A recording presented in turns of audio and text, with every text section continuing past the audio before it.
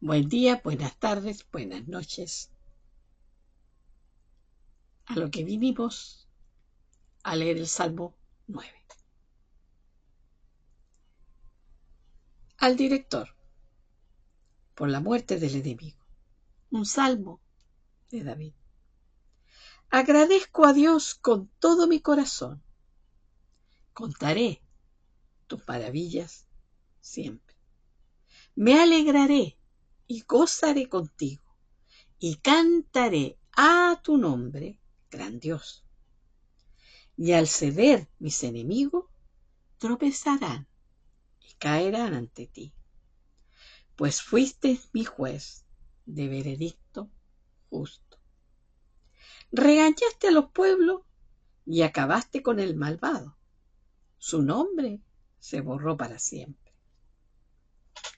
Quedaron en ruinas eternas sus ciudades abandonadas. No quedó nada de su recuerdo. Y Dios siempre estará entronizado en su sitial de la justicia. Y juzgará al mundo con rectitud. Regirá las naciones con justicia. Será Dios refugio para el oprimido en los momentos de aflicción. Y confiarán en ti los que aprecian tu nombre, porque no abandonaste a los que te buscan. Cantarán a Dios los habitantes de Sión y contarán sus obras, pues Él exige cuentas de la sangre vertida y no ignora el clamor de los sufridos. Agráciame, Dios. Ve cómo sufro por mis adversarios. Levántame de las puertas de la muerte, para que pueda contar todas tus maravillas en las puertas de Sión y cante por tu salvación. Se hundieron los malos en la trampa que tendieron y sus pies se atraparon en sus redes. Y se supo que Dios hizo justicia al caer el malvado en su propia red. Irán ellos al abismo, como todos los que ignoran a Dios, pues no para siempre quedará olvidado el pobre y la esperanza del afligido. Surge, oh Dios, y no permitas que el hombre detente el poder y haga justicia sin ti. Impone tu temor sobre ellos y que sepan que son simplemente humanos. Este salmo está hablando aquí de cómo el Eterno nos puede salvar cuando estamos heridos, ya sea físicamente o del alma, cuando estamos abatidos, muchas enfermedades que se han desarrollado en el ser humano, muchas de ellas tienen que ver con el tipo de vida que estamos teniendo.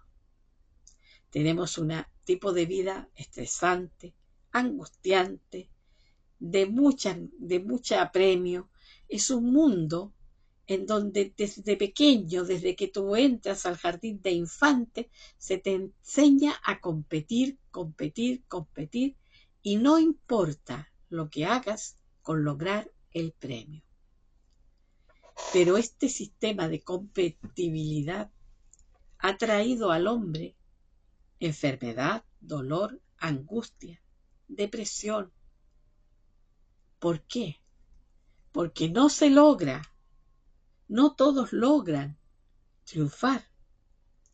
Muchos, por sus propios medios y capacidades que tienen, pueden lograr una posición en la vida y salir adelante. Otros, por más que lo intenten, no la encuentran. Y otros que han trabajado toda su vida como un simple peón de sol a sol, apenas tienen el sustento y a veces el sustento diario. Y todo eso trae angustia al alma, que se transmite al cuerpo y de ahí las enfermedades. Pero ¿qué es el modelo que Dios quiere?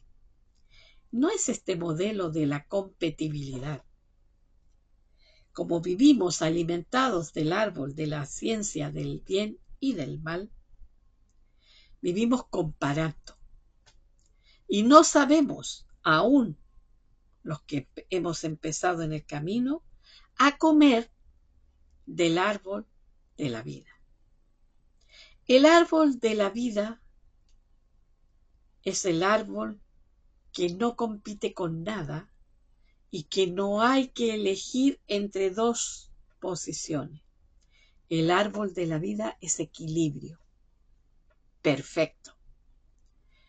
Y ese pan o ese fruto del árbol de la vida se puede comer cuando estamos en esa relación personal, íntima con el Creador y aprendemos a comer de Él que alimenta nuestro ser y nos saca en victoria.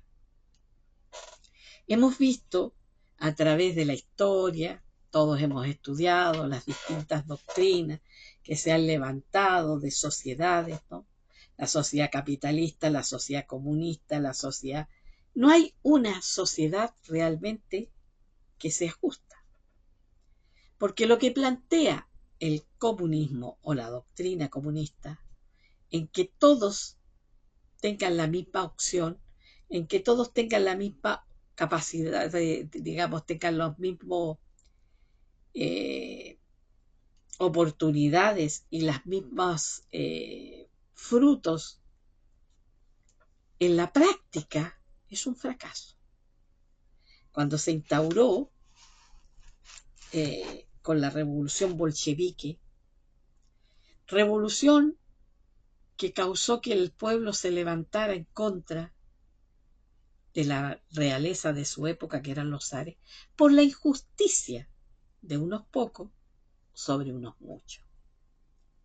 Y eso se le llamó la revolución del proletariado. Pero toda la doctrina, toda la filosofía muy bonita, en la práctica no funciona. ¿Por qué? Porque los que llegan a tener, digamos, la dirección de estos sistemas, después de que se hizo esa tremenda revolución en Rusia, en que se mató al zar, a sus hijos, a los nobles, a los ricos se les quitó la casa, se los redujo a una sola habitación y esas tremendas mansiones con no sé cuántas habitaciones empezaron a meter familias y familias y familias. Y se suponía que todos iban a tener la misma oportunidad de comida, de vestido, de estudio. Pero los que eran los líderes empezaron a tener privilegios, porque eran los líderes. Todo el pueblo podía comer pan duro, pero el líder no. Todo el pueblo podía abstenerse de carne, el líder no. Y ese modelo, que fue en Rusia, que se instauró con la Revolución Cubana, producto también del abuso y de la explotación de países extranjeros sobre un país que estaba siendo sometido, pasó lo mismo con los Castro. Hicieron lo mismo. Y de la doctrina del comunismo, nada. En la práctica, nada. Tenemos el ejemplo de Venezuela, que se habla de la revolución bolivariana, un país socialista. Y vemos a la gente que ha emigrado de su país por la falta de oportunidades de trabajo, de comida. El salario mínimo allí es irrisorio, la gente no tiene. Un país rico lo han convertido en cualquier porquería, porque la doctrina de esa filosofía comunista o socialista no sirve. Si nos vamos al otro lado, la doctrina capitalista es la explotación de unos hacia otros. Y la diferencia de la gente. No vamos a tener un gobierno justo sobre la tierra mientras no tengamos al reino del de Dios en la tierra. No podemos nosotros construir esa utopía. Se queda en el discurso, se queda en los detalles. Miren, en el tiempo de Sodoma y Gomorra se dice, y los libros y los escritos de los sabios antiguos nos dicen que más que la inmoralidad sexual, lo que Dios condenó en Sodoma y Gomorra fue el abuso de unos sobre otros.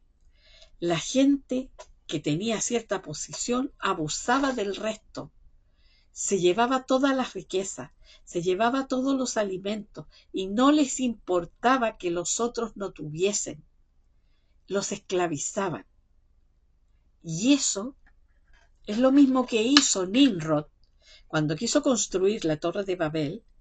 Él, dice el texto original, que era fuerte frente al Eterno, pero no delante del Eterno, no es porque caminaba en la senda del Eterno, sino que él se contraponía a Dios mismo, nombrándose él como soberano, donde todos tenían que rendirle pleitesía y conquistaba a otros pueblos y los esclavizaba para sí. Por eso vino la confusión de las lenguas y la dispersión. ¿Qué es lo que más aborrece Dios? Es la injusticia. Si usted ve la carta del apóstol Santiago, ahí se habla. En la carta del apóstol Santiago se habla claramente se habla allí de la injusticia social que ejercían algunos pocos contra muchos. ¿Y qué vemos en la actualidad? Lo mismo.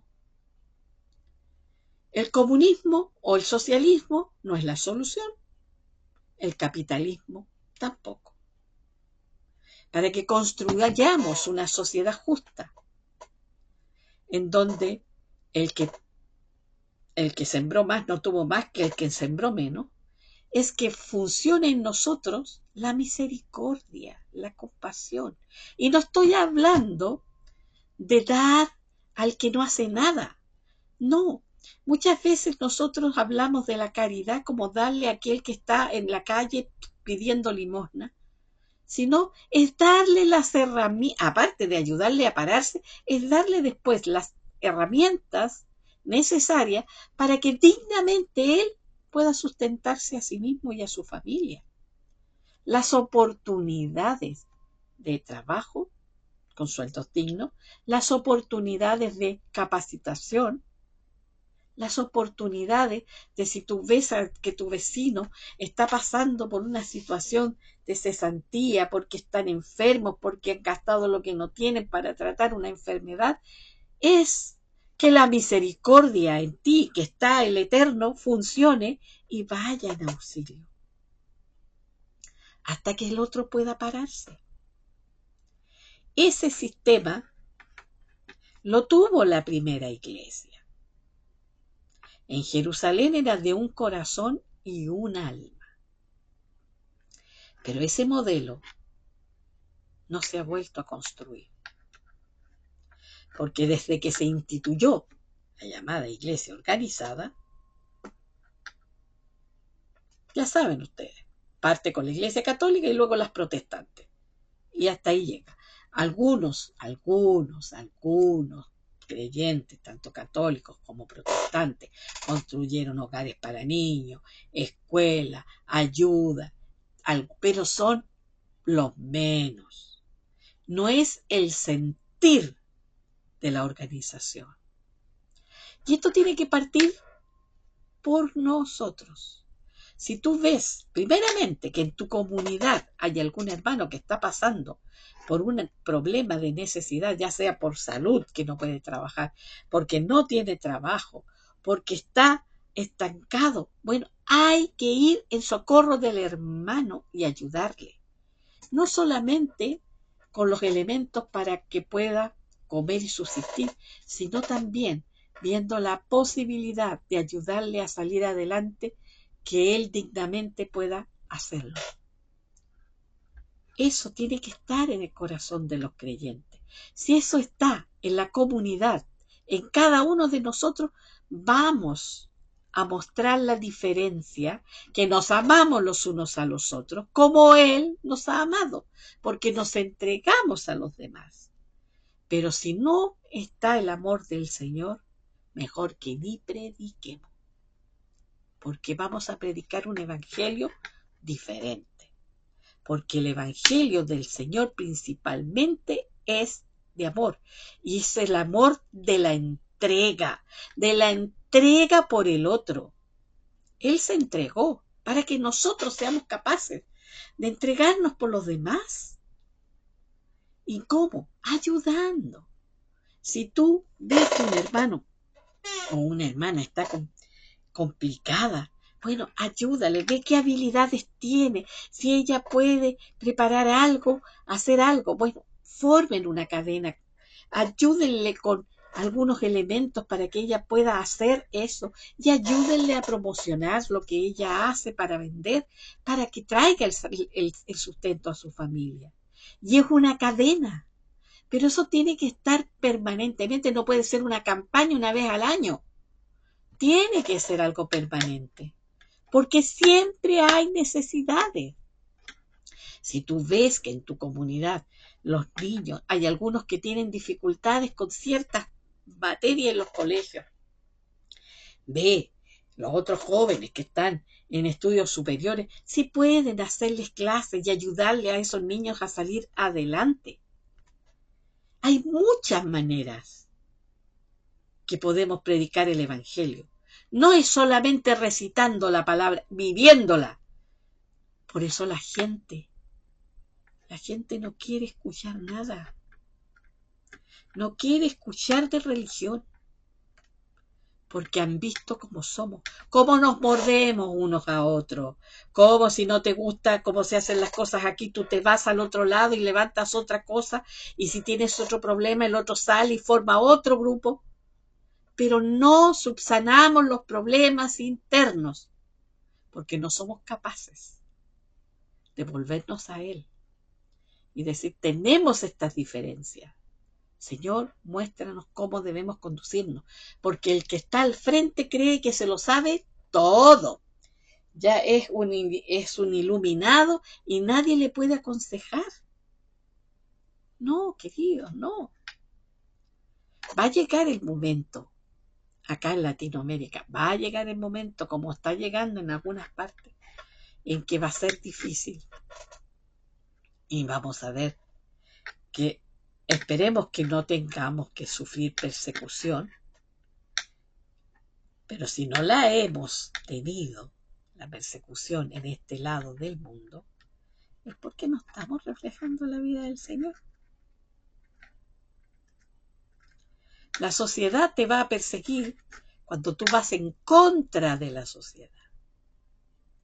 Una sociedad que es consumista, que te lleva a comprar, endeudarte. Pero dentro de tu comunidad, puedes que tengas hermanas que tienen la habilidad de tomar ciertas ropas, ciertas prendas y darle otro uso. Y se puede elaborar allí algo que sirva primeramente a la comunidad y luego se puede expandir hacia afuera. Lo mismo con muebles, con cosas que se pueden reparar y tener así un flujo entre nosotros. Pero hay muchas congregaciones donde hay muchos hermanos necesitados y a nadie se le ocurre.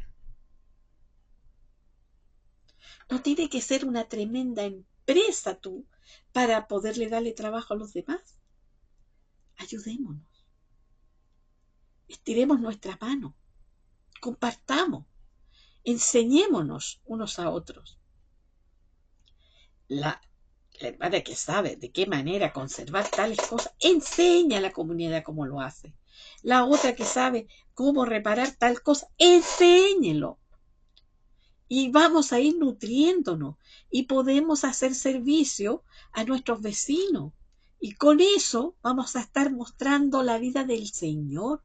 ¿Qué fue lo que hizo Él cuando estuvo en la tierra? Caminó e hizo mucha misericordia, sanando enfermos, haciendo justicia, enseñando.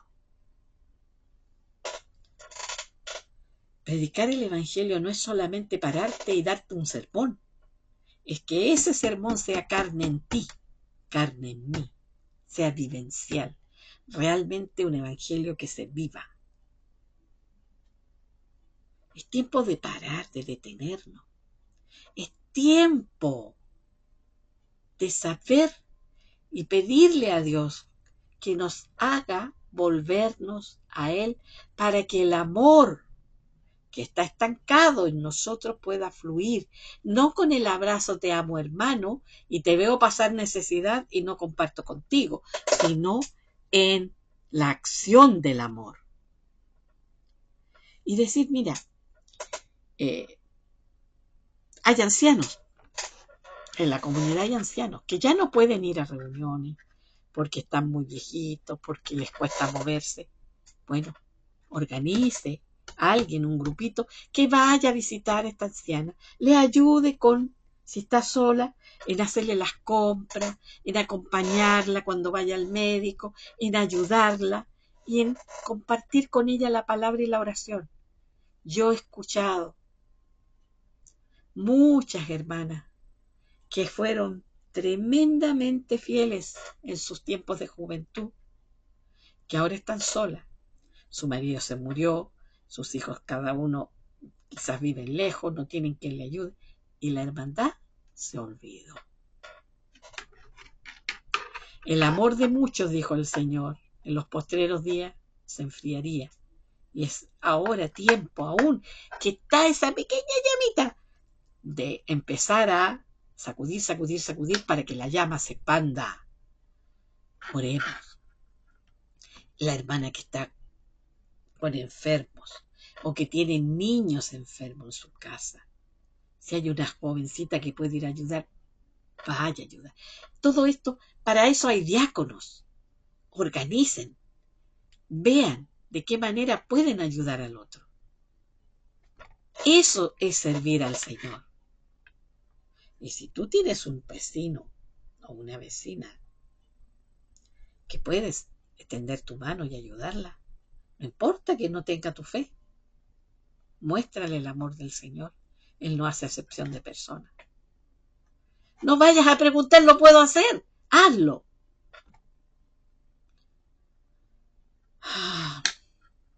Pero verdaderamente vamos a alabar al Señor cuando veamos las obras de Él en nosotros, en nuestras mismas vidas.